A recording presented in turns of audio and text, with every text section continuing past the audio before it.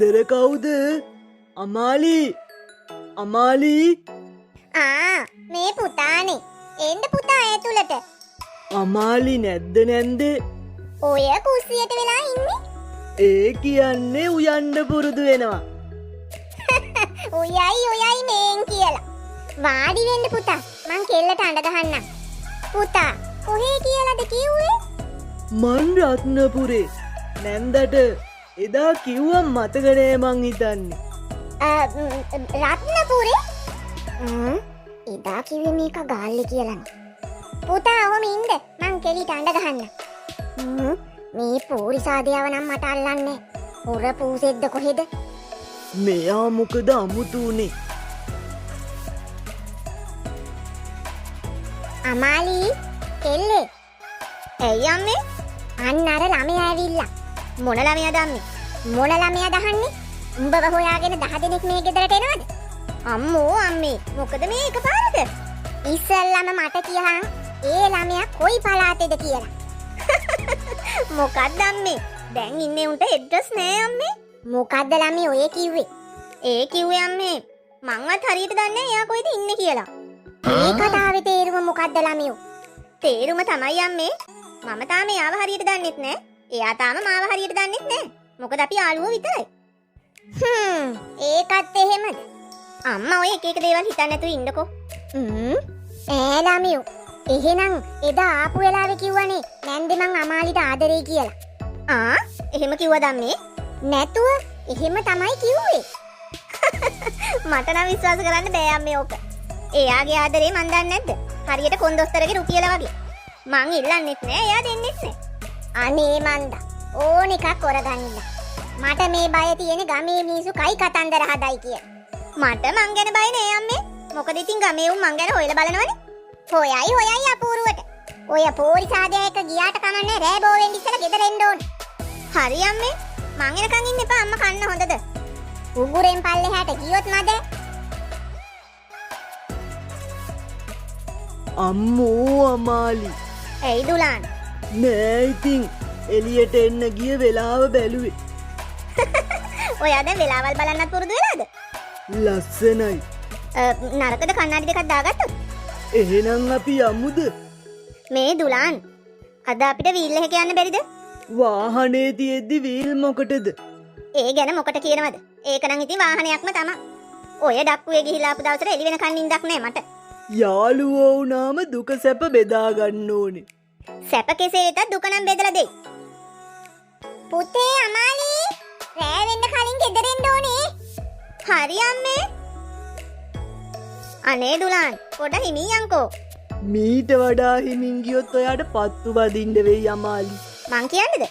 තව ටිකක් හයියෙන් යන් දුලාන්. අනේ ඇත්තට මටත් හම්බෙන යාළුවෝ. මොකද්ද අමාලි? අද මොනවාද ඔයා දවල්ට කෑවේ? මේ දුලාන් ඔයාට යද්දි පාළුත් ඇතිනේ. මං ඉන්න මියුසික් එකක් දාන්න. ඉතහංක දාන්න මියුසික් එකක් මං.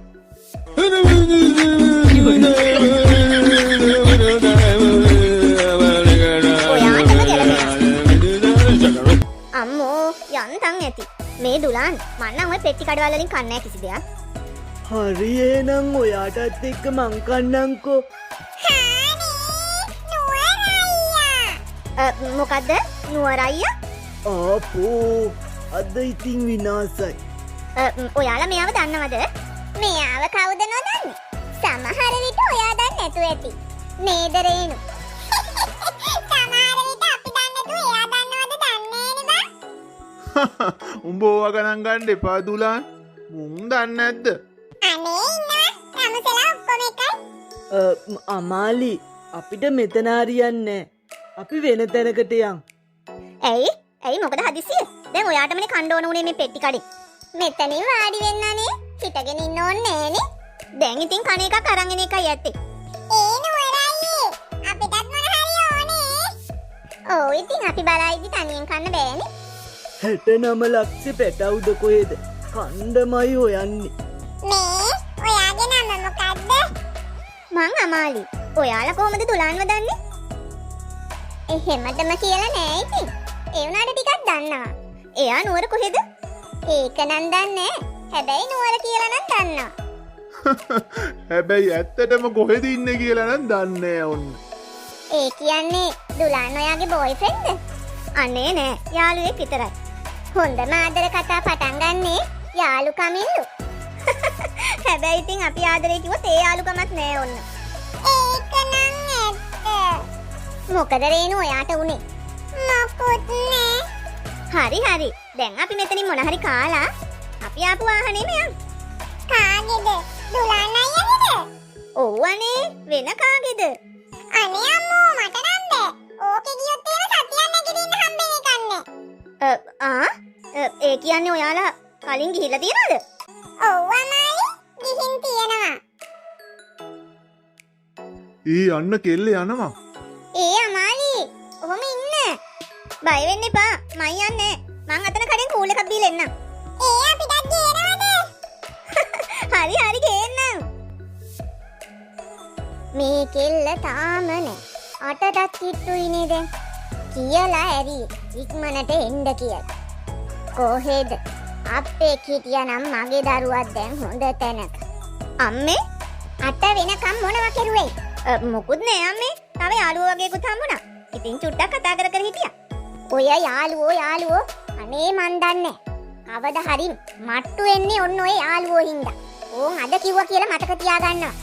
කෝ දැන් අර පොලිසාදයා. පොලිසාදයා ගියා අම්මේ. ළමියෝ දැන් ඔය ඇත්තටම ඔය ළමයාගේ ගෙවල් තියෙන්නේ රත්නපුරේද? රත්නපුරේ?